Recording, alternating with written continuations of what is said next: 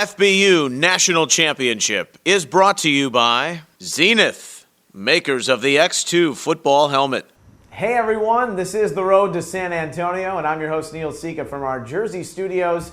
This is the FBU National Championship Insider Show, an in-depth look at the teams who advanced out of the first and second rounds on the opening weekend of the tournament. We've got 3 regional semifinal and final sites, as well as the West Regional getting going for the first time this weekend, their first and second rounds. Don't go anywhere. We've got a full look at what you want to hear going into the second weekend of the tournament. Our National Recruiting Director, Steve Quinn, will join me next. This is the FBU National Championship Insider Show. The FBU National Championship is brought to you by East Bay, where the athletes are. From the creators of the U.S. Army Bowl comes Football University, the most exclusive football training in the country, invites, trains, and announces the next generation of football stars. If you're a 6th to 12th grader with elite football ability, FBU is for you. FBU matches elite athletes with elite instruction. Nominate an athlete today at footballuniversity.org. FBU, by position, by professionals, by invitation only. You know. Hi everyone, this is Neil Sika, your host for the 2012 FBU National Championship. And for the very first time, exclusive coverage of every game at the 6th, 7th, and 8th grade level. In conjunction with Swink.tv, you can sign up for the FBU Field Pass on FBUYouthNationalChampionship.com. Check out our full game, highlight, and combo packages. And we'll see you on the FBU Field Pass.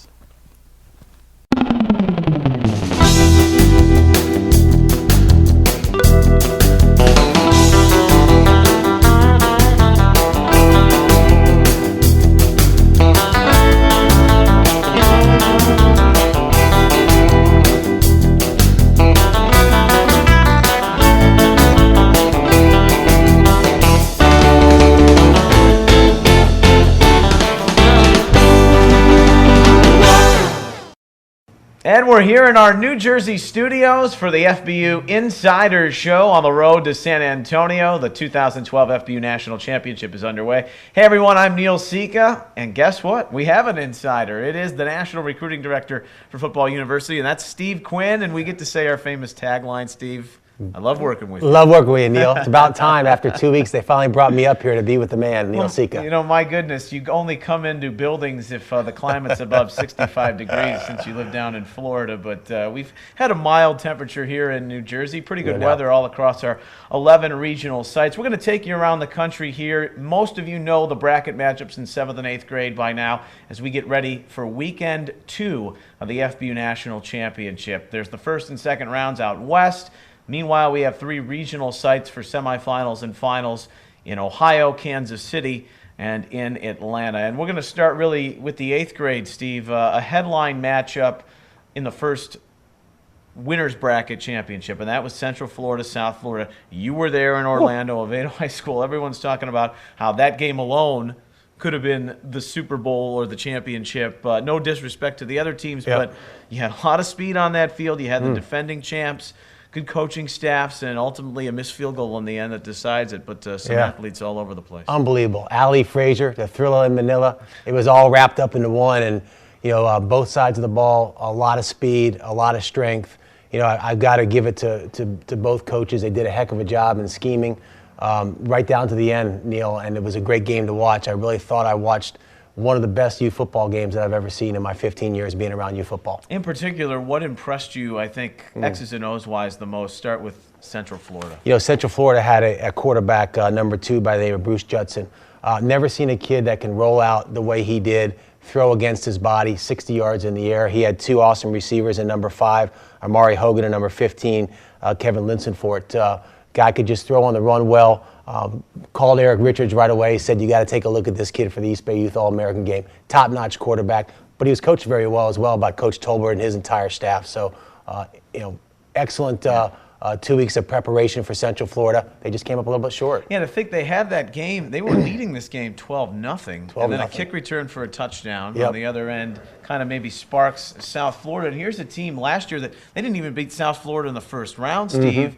Now they win at the 7th. We'll talk about that later, but they win at the 7th convincingly. They win the 8th grade game. And what should we know about this South Florida team that the rest of the country doesn't? Speed, speed, speed. I think everybody probably knows that across the country, that South Florida comes with a lot of speed. But these kids, number 81, Daniel Wright, took back a 90-yard kickoff return, went down the sidelines. I thought I was watching a high school football player, the way he kicked it into second gear. Oh, wow. They got a running back named Giovanni G.G. Evans. Not only is he fast when he gets to the corner, but the kid's probably about 5'10", 190 pounds, built low to the ground, runs low to the ground, a lot of force, tough football team. And, they put this team together in about 2 weeks. So we didn't know what South Florida was going to come with, but great coaching staff as well. They got a couple of former NFL coaches that are out there coaching, the team. A lot of good scheming going on by them as well. South Florida is going to be a team to be reckoned with. Yeah, and to even think that Central Florida was able to get in position with a minute left to the 25 to attempt a field goal. The dramatics were there in this one, and you had to have a loser, you had to have a winner, and South Florida moves on. And it really makes for an enticing Atlanta regional. Kentucky had a scare from Louisville, Team Kentucky at 8th grade. North Georgia kind of quietly took care of business against Georgia Middle School. And Charlotte, Larry Kennedy's arranged some teams there that kind of maybe fly under the radar based on the region that they're in. But this might be top to bottom the 4 big headline name teams. Without disrespecting the other teams in the field, at the 8th grade level, this might be the 4 big headline names. Well, Larry Kennedy's had a taste of Florida football. He was an All-American at the University of Florida. He knows what to expect when he goes up against kids against Florida. He's going to have his team prepared. You got Greg Mitchell and his staff coming in from Kentucky. Last year they made it to the Final Four down in San Antonio. They're big. They got a great big offensive line that they're going to bring into Atlanta. I talked to Lorenzo Spikes out in Nashville and was very excited about what they're bringing out to Atlanta as well, although I haven't seen them actually play yet. And that Eric Richards and Ken Burge out there in Atlanta are going to have their teams prepared for whatever comes up their way. And anytime you get a Georgia-Florida team that are going to meet, which possibly could happen in the second round, never know what to expect. Right. So I think there'll be a lot of fireworks to be had in Atlanta, Georgia this weekend. And you mentioned Nashville. Their 7th grade team will be playing in Atlanta this week. We'll hit the 7th graders in a little bit.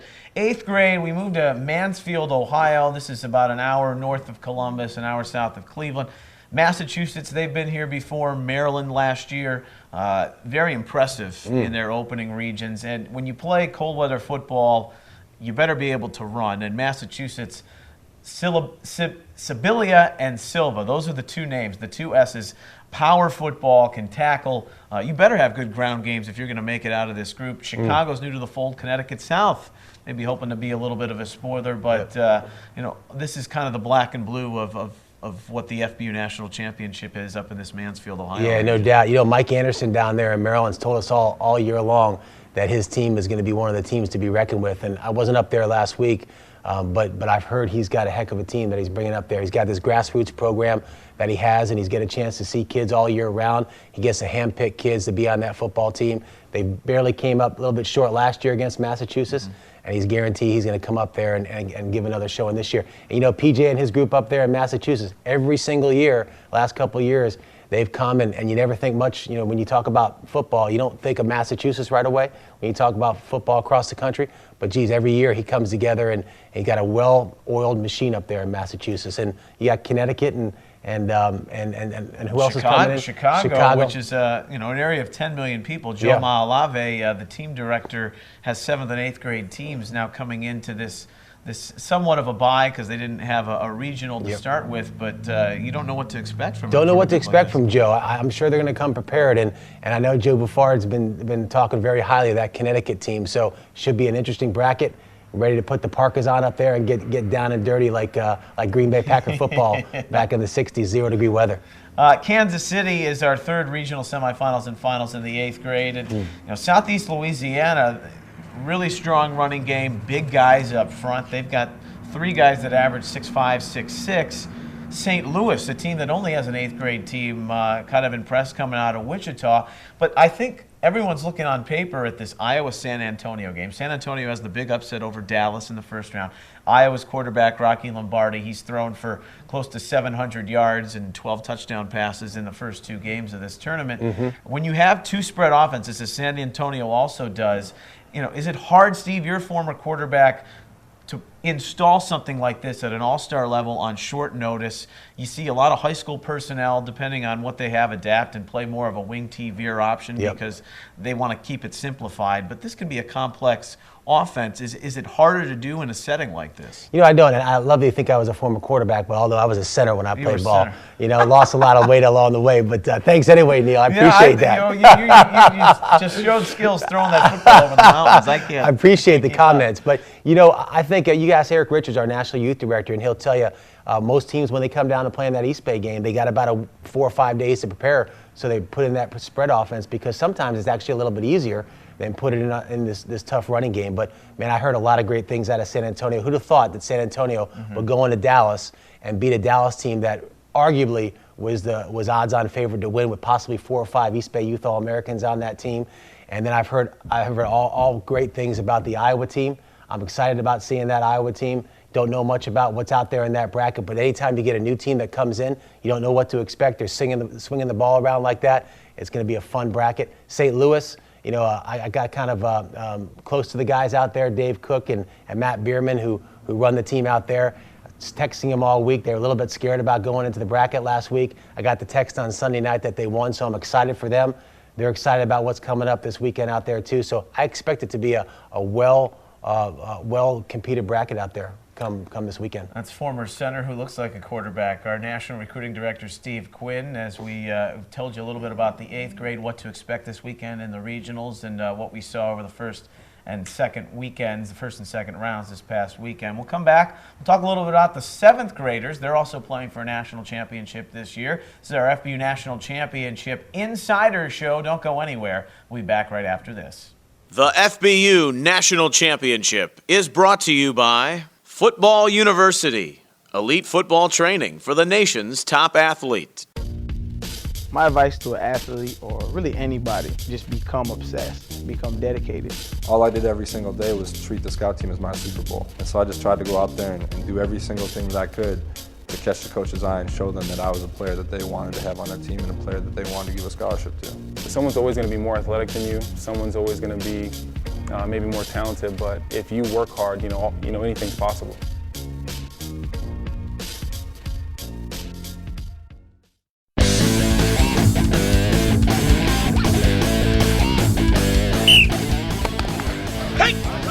Push it good. Lift. Look at the hands. Look at the eye level. I like it. Let's take 5 kicks and let it go. He was bouncing right there. He ran right through you. It's only one ball, and everybody should be running to the ball. Control the wrist. Watch my knees. They go out like what? I'm climbing a big tree. Power comes from what? Through your feet, through your hips, through the palms of your hand, guys.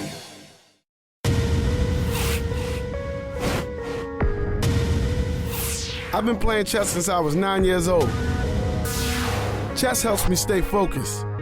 It helps me stay aware. It helps me anticipate my opponent's next move. To see his strategy, find his weakness, and exploit it.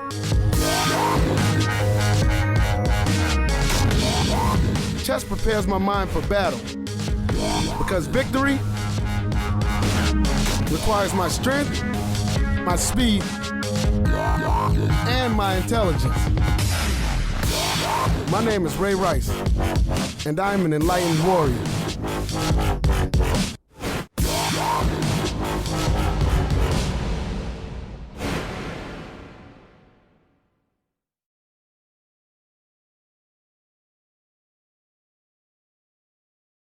Introducing the Youth Football Coaches Association, the premier online resource dedicated to improving coaching effectiveness and promoting youth safety for all volunteers.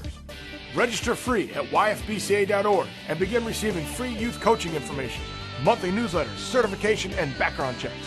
The most up-to-date concussion information, drills for all positions and skill levels. Learn all types of offensive and defensive plays. Join us at yfbca.org, where we are making good coaches great teachers. The FBU National Championship is brought to you by Jersey Mike's. There is no substitute. Neil Sika, Steve Quinn, our National Recruiting Director for FBU, back here in our Jersey studios. This is the FBU National Championship Insider Show. Talking a little bit about the first and second rounds from last weekend as the road to San Antonio is kicked off in year 2. 8th grade kind of in the background now as we turn our attention to the 7th graders. And it's just really exciting, Steve, to know that the 7th grade level last year, first and second rounds, okay, then you're done. Now you get a chance to continue on because that talent, if it's not equal, it's pretty darn close to the 8th grade level, just a grade away. And there's 4 different teams that are representing in the 7th grade as opposed to the 8th, and then every other matchup is pretty much the same. And we're going to start back down in the Orlando area where you had a South Florida team that ran away with it from Central Florida in the winner's game to go 28-0, and they're going to meet Charlotte. You have North Georgia and Nashville. You were mentioning Lorenzo Spikes' Nashville team going to be there. Yep. But this South Florida team, are they more talented at the 7th grade level than the 8th? I know that might be hard to say, but my goodness. They might be. I tell you, they played a Southwest Florida team on Saturday that I thought was very talented. They were very talented. Very hard-fought game. South Florida came on top 20-7 and went into Sunday against a very tough Central Florida team. Wasn't even close. It was 28-0 by halftime. We were in a running clock situation. Haven't really seen a talented team like this group at the 7th grade level in a long, long time. Talk about speed. It's all over the place down there. What was your mention? Bring the track shoes up to Atlanta, right? Because, I'm telling you. It's another talented 4-team regional in the 7th grade group. No doubt. The 7th grade team, top to bottom, could be better than the 8th grade team that South Florida is going to field up in Atlanta this weekend. Yeah, South Florida is going to get Charlotte, and then North Georgia, and Nashville will play. And Charlotte, they kind of had their way with North Carolina Mountain, Team North Carolina, and South Carolina in the end. And all those teams put up some spirited efforts. Charlotte, again, is back in the 7th grade bracket. And all you can marvel at is the fact that they're consistent. Larry Kennedy always has them ready to play. And you never can, a guy like that's been around football for as long as he had, he's got Florida roots coming from Sarasota and playing ball at the University of Florida. Don't count Larry Kennedy out. Of course, don't count Atlanta out. I mean, they've got some of the best youth football in the country. And then a surprising Nashville team. Lorenzo's going to bring some players into Atlanta this weekend that I think might surprise some people. We spoke a little bit when we're talking now about the Mansfield, Ohio regional in 7th grade, and this is Massachusetts, New Jersey, Chicago, and Maryland. They will meet this Saturday and Sunday. Maryland and Massachusetts spoke a little bit to their philosophies. Physical, can run the football well. Chicago, again, somewhat of the wild card since they haven't played in the tournament yet. Here's New Jersey. And disappointing, I think, would be the word to use at the 8th grade level because they went out in the first round. But Javon Thomas has said his 7th grade team might be the most talented or that could make a run. For Superstorm Standy and everything that's went on in the Jersey area, the tri-state area over the last month and a half, this could be a special story developing with these 7th graders. I really think so. He was in here yesterday and was speaking very highly about some of the kids he has out there on the football field. All that's happened here in New Jersey the last month, it's kind of one of those stories that you hope has a happy ending. So, but again, you're going to have 2 tough teams in Maryland and Massachusetts coming in.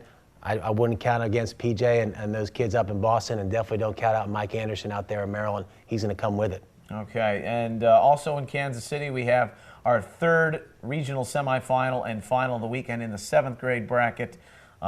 Here's Team Wichita getting by Kansas City, Kansas City, Missouri, a Midland, Texas team that had a big lead at the half of their first game and then ultimately lost that game to Kansas City, Kansas. Northwest Louisiana, Slade Bolden only played 9 plays. He throws for 3 touchdown passes before getting injured. That's a team that ran away from Team Arkansas. And then you have Iowa and Dallas. So these Iowa teams at both the 7th and 8th grade, spread them out, throw them. And Dallas, maybe those 7th graders are looking to carry the flag, unlike the 8th grade team who was upset by San Antonio. This is an intriguing Kansas City regional. Neil, you talk about Atlanta having some of the best teams out there playing this weekend. You got to look at this bracket. Yeah. Big time football. Manny Martinez out in Wichita. I give him a hard time about last year not getting out of the first round, but word is out there he's got one heck of a 7th grade football team. Northwest Louisiana, man, have heard great things about what that team's going to bring this weekend. And then of course the other 2 teams coming in. Dallas, can never count the Texas boys out. I'm looking for a great bracket this weekend. The winner coming out of there, that could be a odds-on favorite to win it all the way to the championship. That's right, no doubt Neil. about that. 7th grade bracket will be in action in the regionals this Saturday and Sunday. And of course, don't forget the Western Regional. Our our Pacific teams get going in their first and second rounds this Saturday and Sunday. So a full slate of games. We'll talk a little bit more about the West and some of the sixth grade action from this opening weekend of play that wrapped up on the road to San Antonio, the 2012 FBU National Championship. He's Steve Quinn. I'm Neil Sika. We'll be back right after this. The FBU National Championship is brought to you by School of the Legends, voice of the players.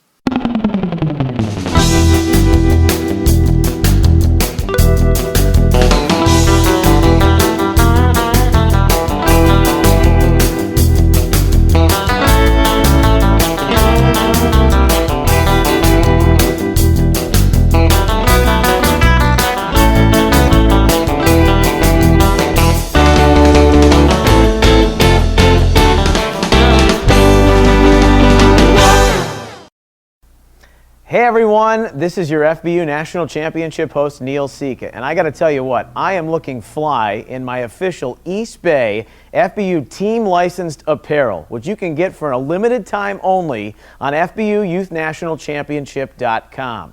Orders must be in by December 10th, and you can have that hoodie to keep you warm no matter where you are across the country, or that bag to carry all your gear on the road to San Antonio. Visit the officially licensed team apparel store on FBUNationalChampionship.com. From the creators of the U.S. Army Bowl comes Football University, the most exclusive football training in the country, invites, trains, and announces the next generation of football stars. If you're a 6th to 12th grader with elite football ability, FBU is for you. FBU matches elite athletes with elite instruction. Nominate an athlete today at footballuniversity.org. FBU, by position, by professionals, by invitation only. FBU, you know. The FBU National Championship is brought to you by Zenith, makers of the X2 football. The FBU National Championship is brought to you by East Bay, where the athletes are.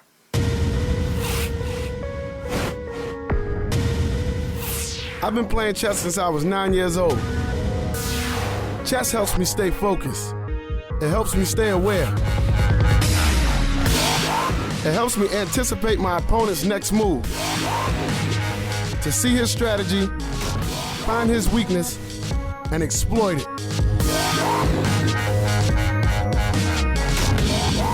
Chess prepares my mind for battle. Because victory requires my strength, my speed, and my intelligence. My name is Ray Rice, and I'm an enlightened warrior.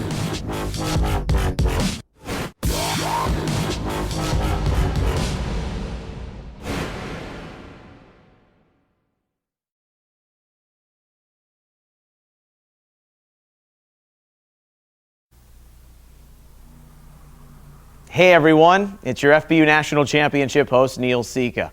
On the road to San Antonio this year, don't forget, you can visit our official merchandise shops at every regional site across the FBU National Championship.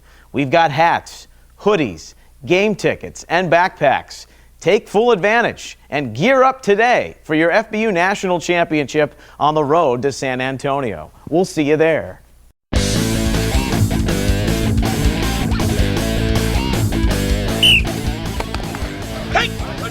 Push it good. Lift. Look at the hands. Look at the eye level. I like it. Let's take 5 kicks and let it go. He was bouncing right there. He ran right to you. It's only one ball, and everybody should be running to the ball. Control the wrist. Watch my knees, they go out like what? I'm climbing a big tree. Power comes from what? Through your feet, through your hips, through the palms of your hand, guys. The FBU National Championship is brought to you by Football University, elite football training for the nation's top athletes. Welcome back on our FBU National Championship Insider Show. I'm Neil Sika, and he is our FBU Recruiting Director, Steve Quinn. So glad to have you along in our Jersey studios. We've been talking about the 8th and 7th grade matchups this week in the regionals as we move closer to San Antonio. So you're going to have 3 teams in 8th grade lock up their spots to the Alamo Dome, set 3 more in the 7th grade level.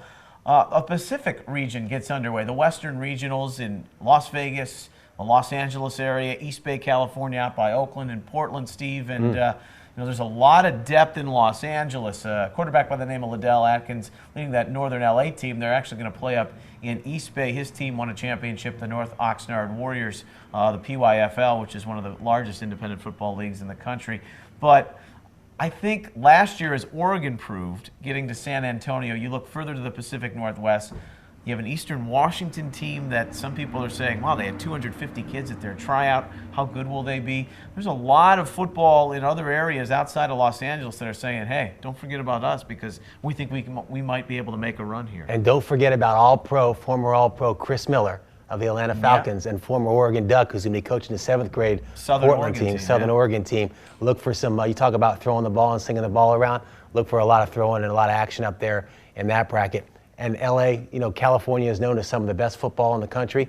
There's going to be some hot, heated games out there, a lot of rivalry games out there this weekend. Exciting stuff going on out in California and the whole Pacific Northwest this year. There's also a lot of talk, for Team Arizona. They're going to be playing in Las Vegas. You have Team Las Vegas, Nevada, as well as Team Utah. So interesting dynamics in the West. It should be fun to watch them on their first and second rounds. And don't forget, we're going to have live updates as all the finals roll along in our Jersey studios this weekend. So stay in tune with FBUYouthNationalChampionship.com, our Facebook page /National Championship, and our YouTube page, National Championship. Okay, Steve, also the 6th graders, new to the fold this year as they are across the entire country.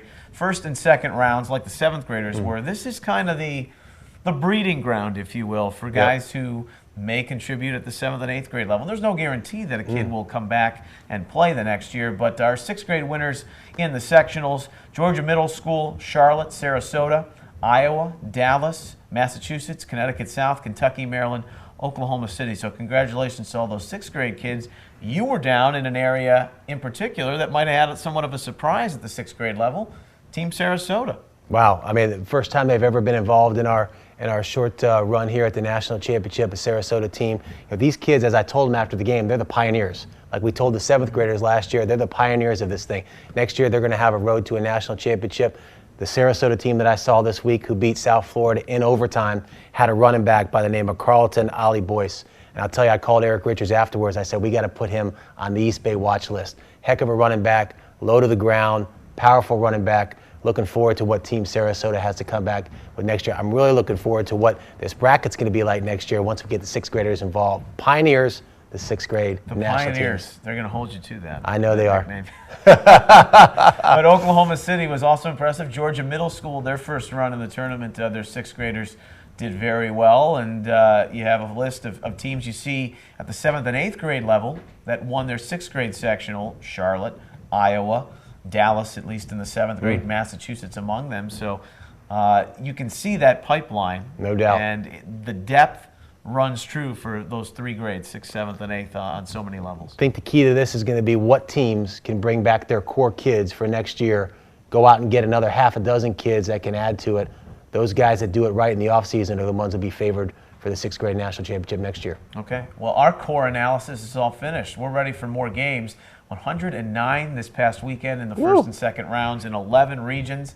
Now we have 3 regionals, the semifinals and finals in Kansas City, Ohio, and Atlanta, and then the 4 first and second round West regional sites: Las Vegas, East Bay, California, just south of Los Angeles, in Irvine, and Portland, Oregon. Steve Quinn, one heck of a center, I'll tell you that much. But he looks better as a quarterback. He's our national recruiting Always director. darn glad to work with you there, Neil. Yeah, a pleasure, Steve. Thanks for your great insight. And we'll be rolling along to San Antonio. Stick with us on the weekend, of course.